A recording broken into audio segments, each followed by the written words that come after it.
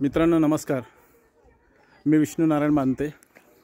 My vision the hidden fact 2023 या YouTube चॅनलवर तुमचं स्वागत करते आहे. मी आता माझ्या गावी आहे, विदर्भात नागपूर जिल्ह्यामध्ये. हे गाव बघा,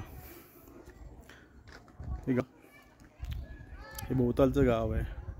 माझ्या घराच्या टेरेसवरून घेतलेलं आहे.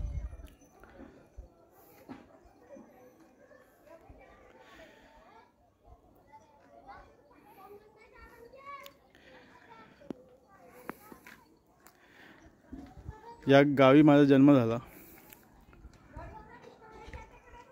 आणि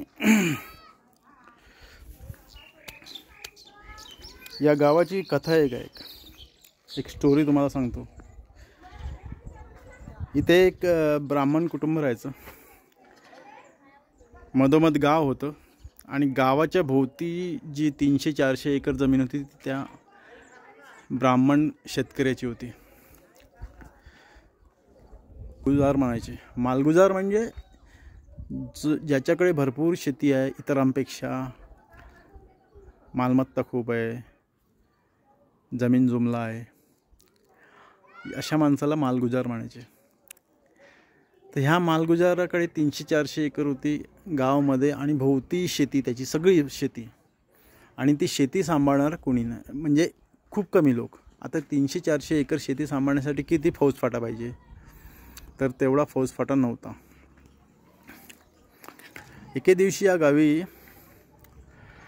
एक तमासगीर आलं. त्या तमासगीराचा लवाजमा इथे आला. ते गावोगावी तमाशा करत फिरायचे, त्यांची कला सादर करायचे. हा त्यांचा उदरनिर्वाहाचा एक साधन होतं.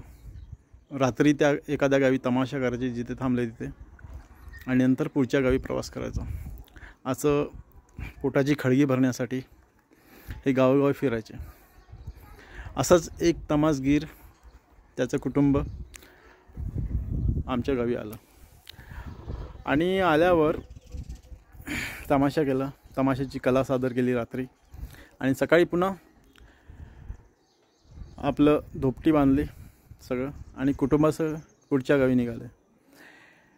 पण ह्या ब्राह्मण मालगुजार होता, जो 300-400 एकर शेतीचा मालक, याला काय वाटलं काय माहिती, या तमासगिरामध्ये जो प्रमुख होता त्याच्यात काय स्पार्क दिसला आणि काय स्मार्टनेस दिसलं. त्यांनी सांगितलं, अरे बाबा, तू गावोगाव फिरतोस इकडे तिकडे, त्यापेक्षा तू इथेच थांब ना.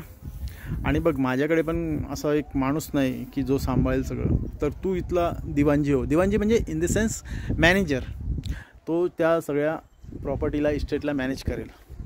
तर याला पण वाटलं, अरे हा तर ब्लँक चेक आहे, हा एनकॅश करायला काय हरकत नाही. तर याने सुद्धा मग तिथे थांबायचा विचार केला आणि तो थांबला. आणि एके दिवशी हा ब्राह्मण मालगुजार होता, मालक, तो त्याच्या कुटुंबाला भेटण्यासाठी एका गावी गेला, म्हणजे नागपूरला गेला, शहरात. सांगितलं की मी येतो 8-10 दिवसात. पण तो काय परत यायचं नाव घेत नव्हता, आलाच नाही. असं करत करत हा सांभाळत होता एक कुटुंब समाजगिराचं. मग याची उठबस चांगल्या लोकांच्यात व्हायची, मोठमोठ्या लोकांच्यात, पाटील, हे ते मोठमोठे श्रीमंत लोक. मग एक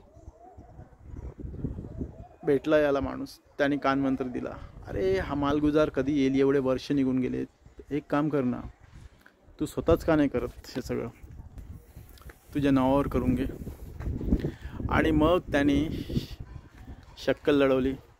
आजच्या काळात जर लोक सातबाऱ्याचे पालापाचोळा करतात, कागद रंगवतात, एक जमीन 17 लोकांना विकली जाते, त्यावेळी तर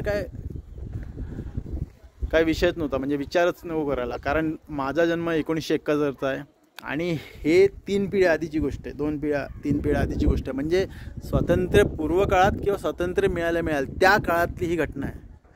त्यावेळी यांनी पांढऱ्या कागदावर काळी रांगोळी काढली, तलाठी बिलाटी सगळे हातात घेऊन, विदर्भात तलाट्याला पटवारी म्हणतात.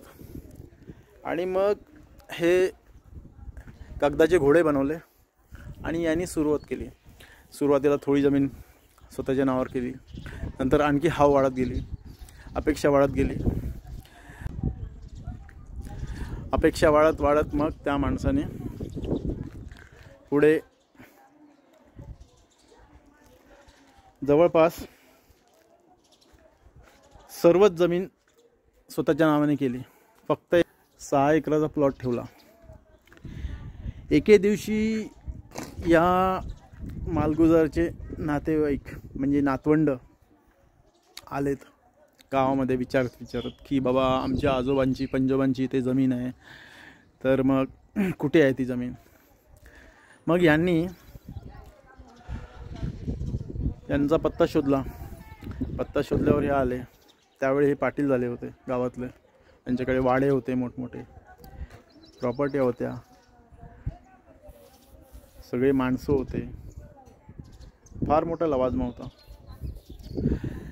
यांनी त्यांच्याकडे पत्ता शोधत आले. त्यावेळी शोधल्यावर पत्ता त्यांनी विचारलं की बाबा आमच्या आजोबांची पंजोबांची ते जमीन होती काय झालं त्या जमिनीचं. यांनी सांगितलं बघा ही एवढी जमीन आहे ना, ही मी तुमच्या आजोबांकडनं विकत घेतलेली आहे. आणि ही फक्त 6 एकर जमीन आहे ना, ती तुमच्या आजोबांच्या नावी आता आहे. त्यांनी तेवढीच ठेवली आहे. हा तो तुकडा जमिनीचा.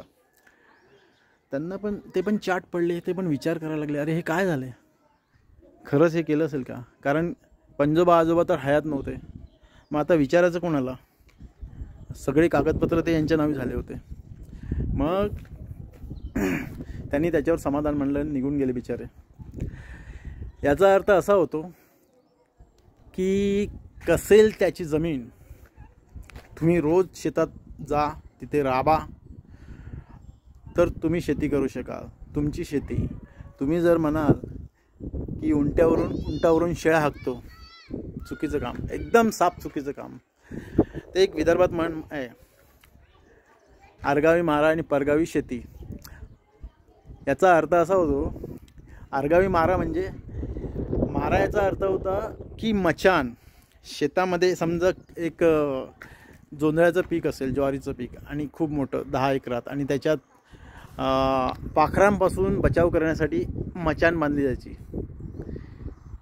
ती त्या मचानीवर बसून, म्हणजे पिकापेक्षा उंच एक 5-7-8 फूट, आणि त्याच्यावर बसून मग गोफणीच्या सहाय्याने पाखरं आली की ती उडवायची. तर असा तो काम होता. म्हणजे तुमची शेती आहे दुसरीकडेच आणि मचान बांधली भलतीकडेच, आणि तिथून तुम्ही पाखरं उडवता. शक्य नाही. ही काय पाखरं उडणार नाहीत, ती पाखरं खाऊन टाकतील तुमची कणसं.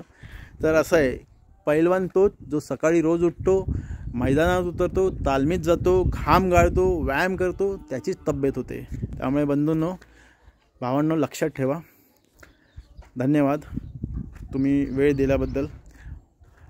हा व्हिडिओ आवडला असेल तर लाईक करा, सबस्क्राईब करा, आणि असेच या चॅनलला प्रोत्साहित करा, जेणेकरून आम्ही तुमच्यासाठी अशा माहितीचे व्हिडिओ पुन्हा आणत राहू. धन्यवाद.